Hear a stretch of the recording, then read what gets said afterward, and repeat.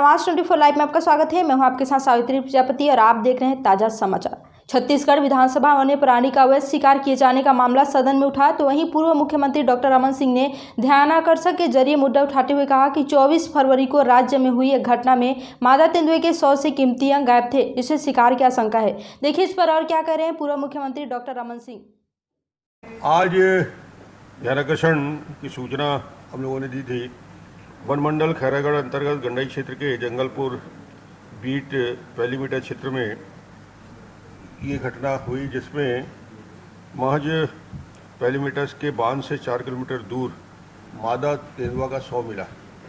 और ये जो एरिया है, जब ये 100% मादा तेंदुआ का लाश मिला तो ये जानकारी ग्राम वासियों ने दी। कोई वन विभाग वालों ने इसको अपने जांच के दौरान नहीं ढूंढा, गांव वालों ने ही इसकी जानकारी दी और जानकारी के बाद फिर फॉरेस्ट के लोग वहां पे आए। हम लोग का आज प्रश्न करने का मूल विषय यही था कि ये जो इलाका है बहुत ही सेंसिटिव है। एक तरफ अभ्यारण्य का पूरा क्षेत्र है, भोरमदेव अभ्यारण्य का है, एक तरफ कान्हा का सुरक्षित अभ्यारण्य है।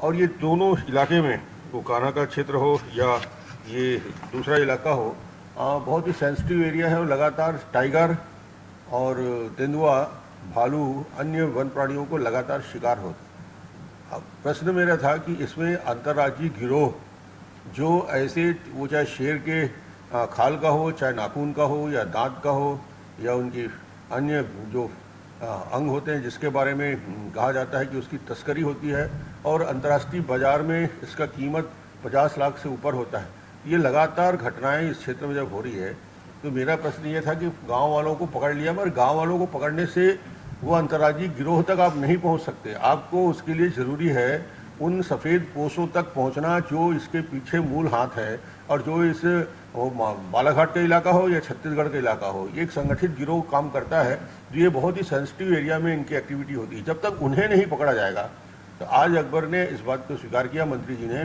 कि मैं इस पे आगे जांच के लिए जिन लोगों को भी पकड़ा गया है उनके माध्यम से और अन्य माध्यम से करेंगे। और लगातार दूसरा मूल प्रश्न ये था कि सिर्फ वन क्षेत्र के लोगों पे कार्रवाई करके उनको गिरफ्तार करने से काम नहीं होगा। जब तक वन विभाग के अधिकारियों को, वरिष्ठ अधिकारियों के ऊपर इस प्रकार के अवैध शिकार के बाद आप कार्रवाई नहीं करोगे, तब तक ये धंधा बंद नहीं होने वाला है। क्योंकि कहीं न कहीं मिली भगत दिखता है और ये सब इनकी जानकारी में होता है। बाद में ये पोस्टमार्टम रिपोर्ट लेके, कागज लेके खड़े हो जाते हैं।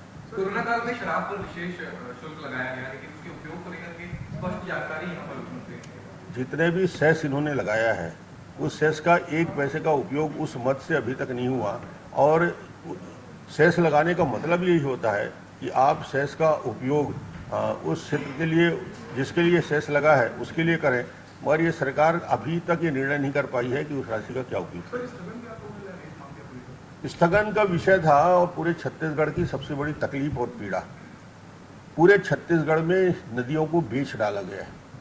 नदियों की धारा बदल रही। मानपुर और मोहला के शिवनाथ नदी में इतना ज़्यादा रेत निकाल दिया गया है कि धारा का दिशा बदल रही है। शिवनाथ नदी का, शिवनाथ हो, अरपा हो, पैरी हो, महानदी हो, सभी नदियों को एक प्रकार से एक स्थान में नहीं, 10-10 स्थान में अवैध रूप से उसका लीज एक स्थान में है और 8 जगह से रेत निकाला जा रहा है। और ये पूरे के पूरे शराब माफिया, मैं फिर दोहरा के बोलता हूँ कि रेत के पूरे धंधे में जितने शराब के धंधा करने वाले गद्दीदार थे उन सबको लाया गया है। और उनके गुंडे और उनके पंडे ये शराब के ठेके को छोड़कर रेत के धंधे में आ गए। गुंडागर्दी ऐसी हो रही है, कोरिया की घटना हुई के बारे में जानकारी मिला कि रेत यदि कोई ट्रैक्टर में या बैलगाड़ी में ले जाता है तो उसके घर में जाके गुंडागर्दी करके उससे 5,000-10,000 वसूली कर रहे हैं।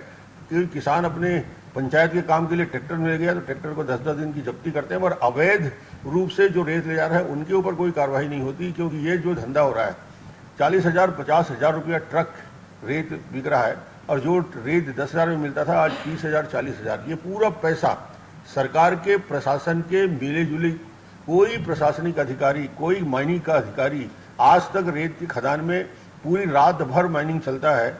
बड़े बड़े हाईवे उतर जाते हैं रात भर 100-200 गाड़ियाँ। और दूसरा नुकसान ये हो रहा है कि आपका पूरा का पूरा सड़क बर्बाद हो रहा है। 40-40, 50-50, 60-60 टन की गाड़ियाँ, 60-100 टन की गाड़ियाँ, 22-22 चक्के की गाड़ियाँ चल रही है। और उससे बड़ा नुकसान हो रहा है छत्तीसगढ़ में कि एनीकट को खोल दिया गया है, उसका पानी बह गया है और वहाँ रेत चोरी कर रहे हैं। अब गर्मी में पेयजल का संकट ग्रामवासियों को होगा, भूजल स्तर में फर्क पड़ेगा। तो कुल मिला के इस प्रदेश में रेत माफिया का राज है और रेत माफिया जिस रेट में चाहे, जिस प्रकार चाहे वो जिला पंचायत के सदस्यों को मारते हैं, एसडीएम और तहसीलदार को गाड़ी में